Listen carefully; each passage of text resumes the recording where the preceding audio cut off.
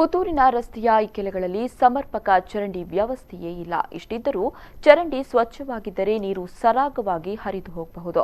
ಆದರೆ ಇಲ್ಲಿ ಚರಂಡಿಯುದ್ದಕ್ಕೂ ಕಾಣಸಿಗುವ ತ್ಯಾಜ್ಯಗಳಿಗೆ ಕೊರತೆಯೇನಿಲ್ಲ. ಚರಂಡಿಯುದ್ದಕ್ಕೂ ತ್ಯಾಜ್ಯಗಳ ಸರಮಾಲಿಗೆ ಎದ್ದು ಕಾಣ್ತಾ ಇದೆ. ಈ ಬಗ್ಗೆ ಒಂದು ಸ್ಟೋರಿ ಇಲ್ಲಿದೆ. ಇದು ನಗರದ ಸಾಮತಡ್ಕದಲ್ಲಿ ಉದ್ದೇಶಿತ ನಿರ್ಮಾಣ ಹಂತದಲ್ಲಿರುವ ಚಿಣ್ಣರ ಪಾರ್ಕ್ ಬಳಿ ರಸ್ತೆ ತ್ಯಾಜ್ಯದ ಕೊಂಪೆಯಾಗಿ ಬೆಳೆದಿರುವುದು. ಪರಿಣಾಮ ನಿತ್ಯ ಸಂಚರಿಸುವವರು ಮೂಗು ಮುಚ್ಚಿಕೊಂಡು ಅತ್ತಿತ್ತ ಓಡಾಡುವಂತಹ ಪರಿಸ್ಥಿತಿ ಉಂಟಾಗಿದೆ.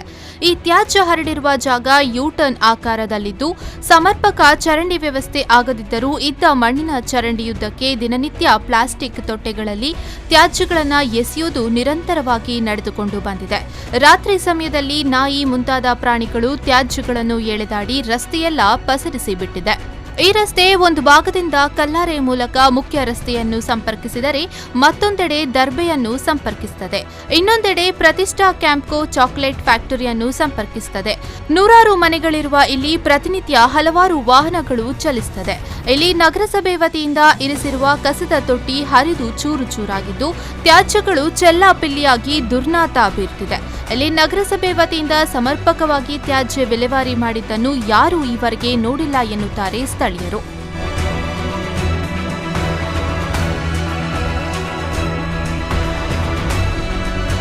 ಈ ತ್ಯಾಜ್ಯ ತುಂಬಿದ ಪ್ರದೇಶದ ಸಮೀಪದಲ್ಲೇ ಈಗಾಗಲೇ ನಗರಸಭೆಯ ನಗರೋತ್ಥಾನ ಯೋಜನೆಯಡಿ ಚಿಣ್ಣರ ಪಾರ್ಕ್ ನಿರ್ಮಾಣ ಹಂತದಲ್ಲಿದೆ. ಅದರ ಪಕ್ಕದಲ್ಲಿ ಲೋಕೋಪಯೋಗಿ ಇಲಾಖೆ ವಸತಿ ಗೃಹವಿದೆ.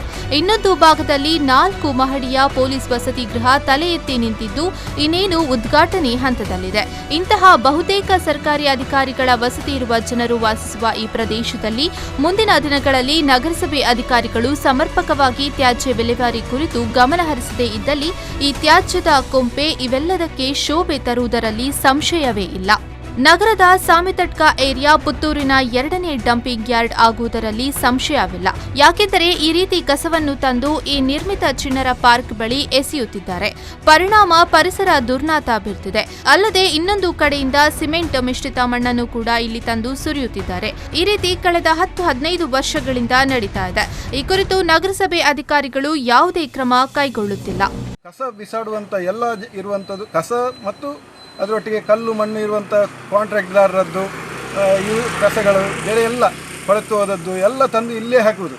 ಒಂದು 10 ವರ್ಷದಿಂದ ಈ ರೀತಿಯ 10-15 ವರ್ಷದಿಂದ ಈ ಕ್ರಿಯೆ ಆಗ್ತಾ ಉಂಟು. ಆದರೆ ನಮ್ಮ ನಗರಸಭೆ ಅಧಿಕಾರಿಗಳು ಯಾವುದೇ ಈ ಬಗ್ಗೆ ಸರಿಯಾದ ಕ್ರಮ ಕೈಗೊಳ್ಳುವುದಿಲ್ಲ. ಟೋಟಲ್ ನಿರ್ಲಕ್ಷ್ಯ ಅವರಲ್ಲಿ. ಇದರ ಬಗ್ಗೆ ಹೇಳಿದರೆ ಮೊನ್ನೆ ನಾವು AC ಅವರಿಗೆ ಇದನ್ನು ಕಂಪ್ಲೇಂಟ್ ಕೊಟ್ಟೆವು. AC ಅವರ ಹತ್ರ ಕೊಡುವಾಗ ಅವರು ಅದನ್ನು ಮಾಹಿತಿ ಹಾಕಲ್ಲಿ ಕೊಡುವಾಗ ಅದರ ಬಗ್ಗೆ ಎಲ್ಲ ಮಾಹಿತಿ ತಗೊಂಡು ಅವರು ಅದನ್ನು ಪುರಸಭೆ ಅಧಿಕಾರಿಗೆ ಕಳಿಸಿದರು.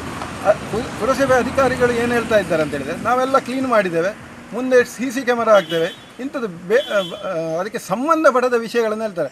ಕಸ ಹಾಕುವುದಕ್ಕೆ ಏನೋ ಸರಿಯಾದ ವ್ಯವಸ್ಥೆ ಮಾಡೋದು ಬಿಟ್ಟು ಇವರು ಕಸ ಬಿಸಾಡಲಿಕ್ಕೆ ಒಂದು ವ್ಯವಸ್ಥೆ ಮಾಡಿಕೊಟ್ಟಿದ್ದಾರೆ.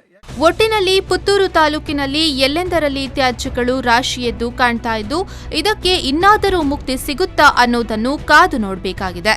Anish, V4 News 24/7 Puttur.